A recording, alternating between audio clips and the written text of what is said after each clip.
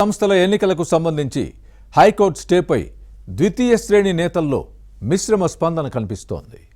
రిజర్వేషన్ల వల్ల తమకు అవకాశం వచ్చిందనుకునే నాయకులు కాస్త నిరాశలో ఉండగా మరికొందరు మాత్రం ఎక్కడా లేని సంతోషంలో మునిగిపోయారు. వారికి హైకోర్టు స్టే భారీ ఉపశమనాన్ని మిగిల్చింది. ఇంతకీ ఉమ్మడి మహబూబ్ నగర్ జిల్లా రాజకీయాల్లో ఎందుకు భిన్నాభిప్రాయాలు వ్యక్తమవుతున్నాయి? Was the story?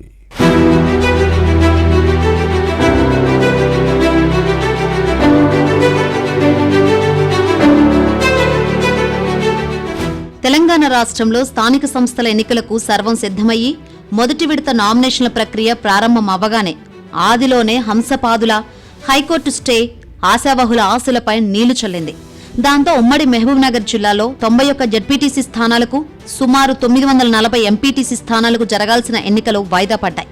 అయితే ఈ స్థానాలలో ఎస్సీ, ఎస్టీలకు ఎప్పటినుంచో వస్తున్న రిజర్వేషన్లతో పాటుగా ఈసారి ప్రత్యేకంగా బీసీలకు 42% స్థానాలను రిజర్వ్ చేస్తూ ప్రభుత్వం జీవో తీసుకొచ్చింది.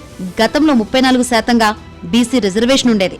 అయితే రాజ్యాంగ సవరణ అవసరం ఉన్న రిజర్వేషన్ల ప్రక్రియను జీవో ద్వారా ఎలా చేస్తారంటూ కొంతమంది కోర్టు మెట్లెక్కడంతో స్టే విధించారు. దాంతో కొద్ది కాలంగా కొత్త పదవులపై ఆశలు పెట్టుకున్న రెండవ స్థాయి నాయకత్వం కాస్త నిరాశకు లోనైంది. ఈ క్రమంలోనే హైకోర్టు స్టే చాలా మంది నాయకుల్లో ఎక్కడలేని ఆనందాన్ని తీసుకువచ్చింది. ఆ కులం ఈ కులం అన్న తేడా లేకుండా అన్ని సామాజిక వర్గాలకు చెందిన రెండవ శ్రేణి నాయకత్వంలోనూ ఈ సంతోషం కనిపిస్తుంది.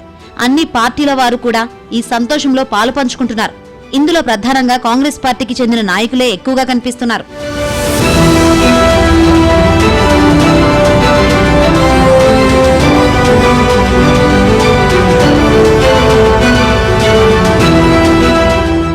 రిజర్వేషన్ల ప్రక్రియ బీసీ సామాజిక వర్గాలకు 42% పెంచుతూ తీసుకొచ్చిన జీవో వల్ల బీసీలు ఆనందించాలి.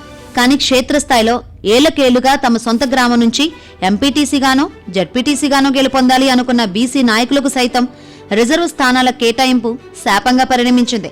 తాము ఆశపడ్డ స్థానం బీసీలకో, ఎస్సీ, ఎస్టీలకో రిజర్వ్ కావడంతో జనరల్ కోటాకు చెందిన రెండవ శ్రేణి నాయకులు నిరాశ, నిస్పృహలకు లోనైన పరిస్థితిలో ఉండిపోయారు. అదేవిధంగా ఎస్సీ లేదా ఎస్టీలు కూడా తాము ఆశించిన స్థానాల్లో పోటీ చేయలేని దుస్థితిలో ఉండిపోయారు. పురుషులు ఆశించిన స్థానాలు మహిళలకు కేటాయించడం, ఇలా అన్ని వర్గాల రెండవ శ్రేణి నాయకులు కూడా ప్రభుత్వం ప్రకటించిన రిజర్వ్ స్థానాల వల్ల ఇబ్బందులకు గురయ్యారు. ఉమ్మడి జిల్లా వ్యాప్తంగా కూడా ఇదే పరిస్థితి నెలకొంది.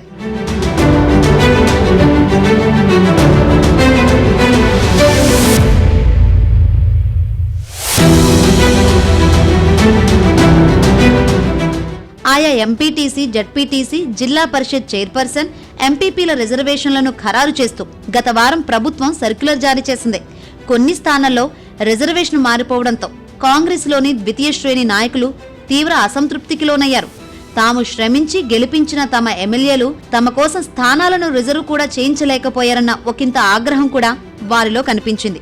10 ఏళ్లుగా బీఆర్ఎస్ ప్రభుత్వం తమపై ఎన్ని అకృత్యాలకు పాల్పడినా పనులు చేసుకోవాలంటే పార్టీ మారాలంటూ ఒత్తిడి తీసుకువచ్చినా ఎంతో సహనంతో కాంగ్రెస్ పార్టీ కోసం పనిచేశామని, తమ ఎమ్మెల్యే గెలుపు కోసం పనిచేశామని చెబుతూ వారు ఆవేదన వ్యక్తం చేస్తున్నారు.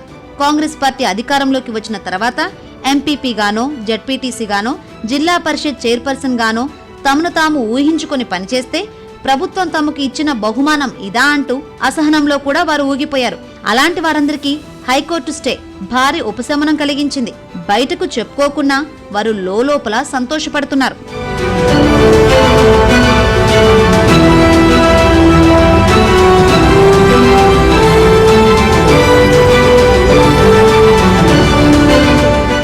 హైకోర్టు స్టే నేపథ్యంలో కాంగ్రెస్ పెద్దలు ప్లాన్ బి అమలు చేస్తారనే కొత్త ఆశ వారిలో కనిపిస్తుంది.